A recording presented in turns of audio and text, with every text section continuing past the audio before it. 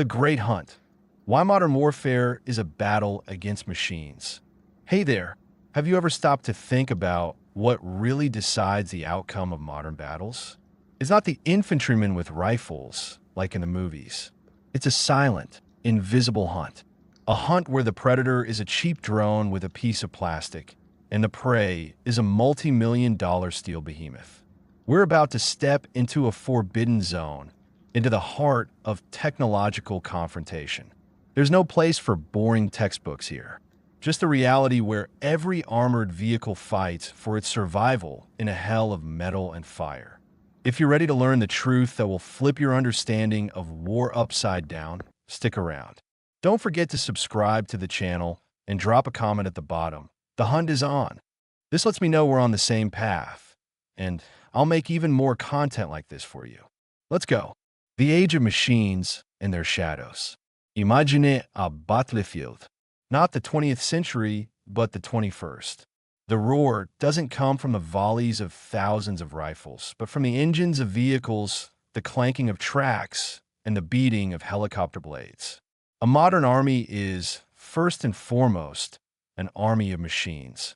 You can't attack, defend, or even simply survive without them.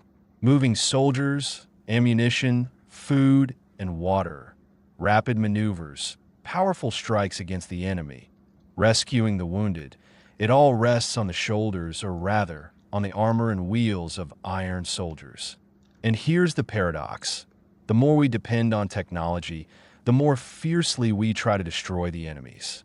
War has turned into a giant, never-ending boar hunt, where the boars are tanks, armored personnel carriers, and trucks. Kill a boar, you deprive the enemy of its strength, its mobility, its tusks. And the weapons for this hunt have become incredibly diverse, from a primitive bullet to artificial intelligence and a flying projectile. Today, we're going on this hunt. We won't just list threats like a dry manual. We'll look at the world through the eyes of a BMP crew hearing the buzz of a drone overhead. We'll understand what even the thickest tank armor can't save you from. We'll break down the economics of this destruction. How much a new MRAP costs versus a makeshift FPV drone that incinerates it. This is the story of how technology is changing the very essence of war, making it both high-tech and terrifyingly primitive. Chapter 1. The New Gods of War. Why technology became the primary target. The simple math is the engine of the hunt. But that's just the tip of the iceberg. The real cost of losing a single piece of equipment is like a stone thrown into water.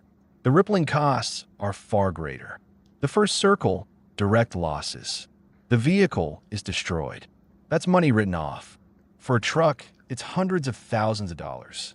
For an infantry fighting vehicle, IFV, it's millions. For a modern main battle tank, it's a sum comparable to the price of dozens of luxury cars. But that's just the beginning. The second circle, loss of cargo. That truck or armored personnel carrier, APC, isn't empty inside. It's a tanker full of fuel, without which the tanks won't move. It's crates of ammunition for the artillery that the infantry's lives depend on. It's medical supplies that could save a dozen lives. By destroying the transport, the hunter also destroys its contents, multiplying the damage. The third circle, loss of time and initiative. This is the most insidious and strategic circle. A blown-up vehicle blocks the road. While engineers clear the path, while a detour is organized, the military operation grinds to a halt. The enemy has time to bring up reserves and strengthen its defenses. A single lost hour can cost victory in an entire battle. The logistical artery is clamped shut, and the entire body of the army begins to suffocate. The fourth circle, loss of people. The crew, the embarked infantry, the driver, they are not soulless cogs. They're trained specialists, prepared over years. Their death or injury is an irreplaceable loss, far heavier than the loss of iron. Taking a tank out of action is half the battle. Taking a well-coordinated crew that knows their vehicle inside and out of action is a blow to the very heart of a fighting unit. The link, Raven Scouts. How does the hunter find its prey? The answer is in the sky. Above the battlefield, 24/7 hang ravens, reconnaissance drones. These could be large military UAVs, but more often they're the same cheap commercial quadcopters you can buy in any store. Their job is to be the eyes. They see the roads, they see movements, they spot concentrations of equipment. And most importantly, they guide the death. The live feed from the drone is transmitted to an artillery battery or an FPV drone operator. There's no more need to fire over a large area, wasting hundreds of shells. One shot, one flight is enough. It's a vicious cycle. A recon drone finds the target, transmits coordinates artillery, or a kamikaze drone strikes the recon drone, assesses the damage. This deadly loop hangs over the head of every vehicle, from a motorcycle to a tank. Chapter 2. The Evolution of Threats. From bullet to algorithm. The gnats, bullets and shrapnel. The quiet, constant threat. Bullets and shrapnel rarely destroy equipment instantly, but they exhaust it, cripple it, and prepare it for the final outcome. The war of attrition is their war. They aim to blind and immobilize the iron beast by targeting its organs, periscopes, cameras, headlights, antennae, tires, radiator grills, and fuel tanks. The grasshoppers, grenade launchers, and RPGs. The weapon that changed everything. The RPG, rocket-propelled grenade, is the weapon of the weak against the strong. The secret is the shaped charge. When it explodes, it focuses energy into a hypervelocity jet of molten metal that doesn't penetrate armor. It burns through it. Hardness is irrelevant. Only thickness matters. This makes the thinner sides, rear, and top of any armor vulnerable. Evolution. The tandem charge was developed to defeat explosive reactive armor, ERA. Bricks on the tank that explode to disrupt the jet. The tandem charge uses a small first charge to detonate the ERA, allowing the main charge a clear path. Thermobaric warheads create a fuel air explosion, generating immense pressure and heat, lethal to light vehicles and personnel, even if the armor isn't breached. The economics. A grenade costs a few hundred to a few $1,000s. An IFV costs millions. One soldier with an RPG can stop a platoon's attack. The scalpels, precision-guided munitions. The art of killing in one shot. This is sniper warfare on a grand scale. Precision-guided munitions don't land somewhere near the enemy. They land on the target. ATGMs, anti-tank guided missiles. The operator guides the missile to the target via a wire or a laser beam. Smart artillery shells, fired from a standard howitzer. These shells guide themselves onto a laser-designated or GPS-coordinated target with stunning accuracy from 20 or 30 miles away. The economic shift. A single smart shell costing tens of thousands of dollars can destroy a target with near certainty. Destroying the same target with unguided shells might require a battery of a dozen guns firing 50 rounds, costing a similar amount, but with far less efficiency and greater risk. The psychological effect on a crew, knowing a shell is flying directly at them, is devastating. The revolution, the age of drones. This is the defining change on the modern battlefield. It's not just a new weapon. It's a new philosophy where quantity and cheapness challenge quality and expense.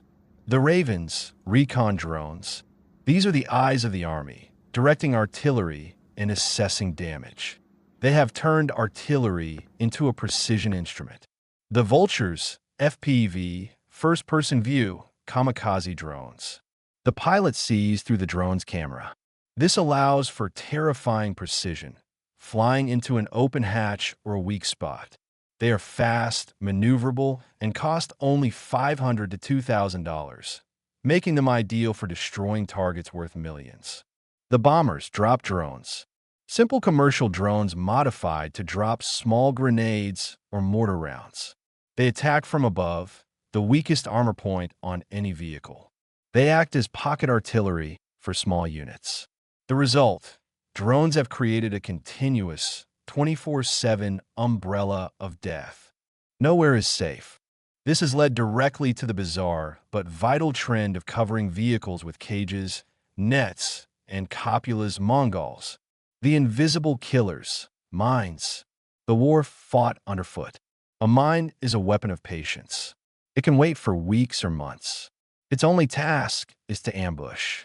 Pressure-activated mines, the classic, drive over it, and a large charge detonates.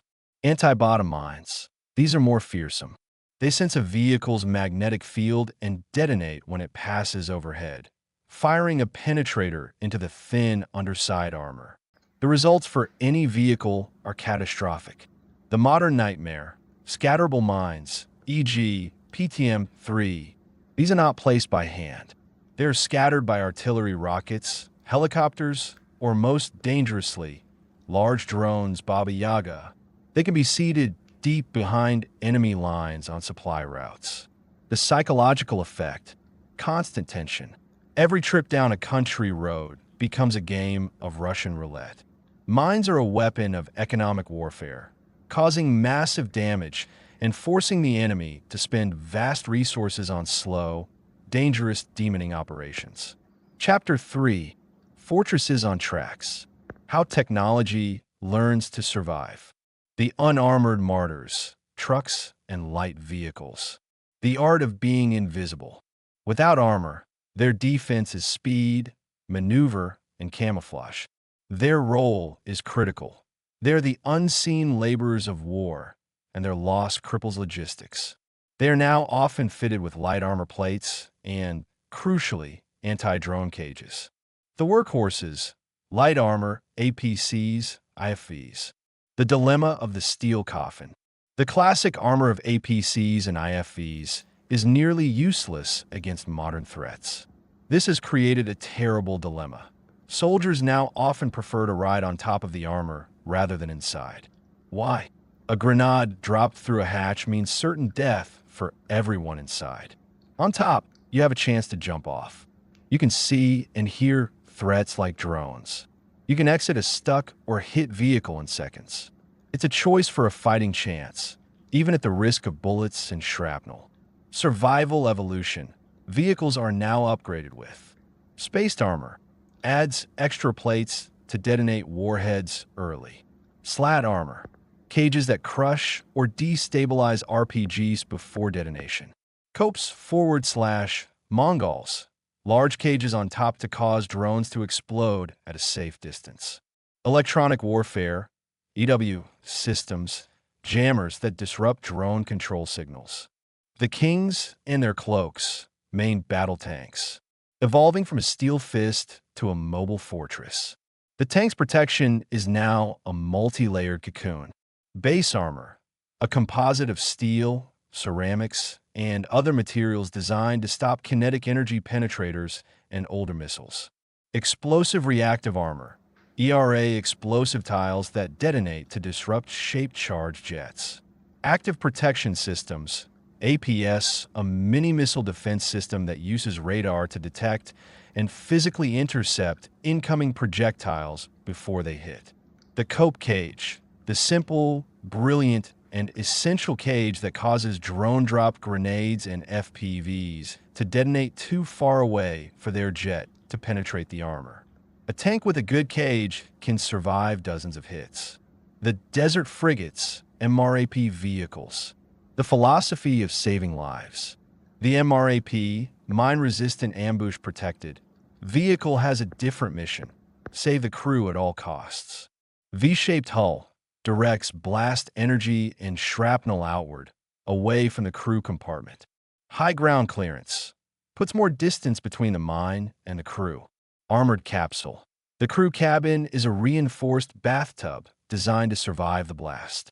The result: the vehicle may be destroyed, but the crew inside has a high probability of survival. The MRAP represents a shift in thinking. It's acceptable to lose the machine if you save the trained personnel inside. Chapter 4: The War of Intellects. Invisible Threats and Protection. The Electronic War. Electronic Warfare, EW. The shield against drones. EW is the main shield. Stations create powerful radio noise in the frequencies used by drones and GPS. This causes drones to lose control. The dilemma: jamming also disrupts your own communications, drones, and navigation, forcing a constant balance between protection and operability. The war on logistics: when technology dies of hunger and thirst, the most terrible enemy is sometimes emptiness. An empty fuel tank, an empty spare parts warehouse. Hunting fuel trucks: it's easier and more effective to destroy a fuel depot than a tank battalion. Without fuel, an army becomes a stationary target. The breakdown problem: war grinds down machines. Without a constant flow of spare parts, a vehicle park shrinks not from enemy fire, but from wear and tear. The war against nature: mud, frost, and heat. General Mud and General Winter are formidable foes. Spring and fall rains create impassable mud that stops offensives and wears out equipment. Extreme cold disables batteries and engines. Extreme heat causes overheating. Victory often goes to the army best prepared for the environment, not just the one with the best weapons. Chapter 5: What's next? A look into the future of machine warfare.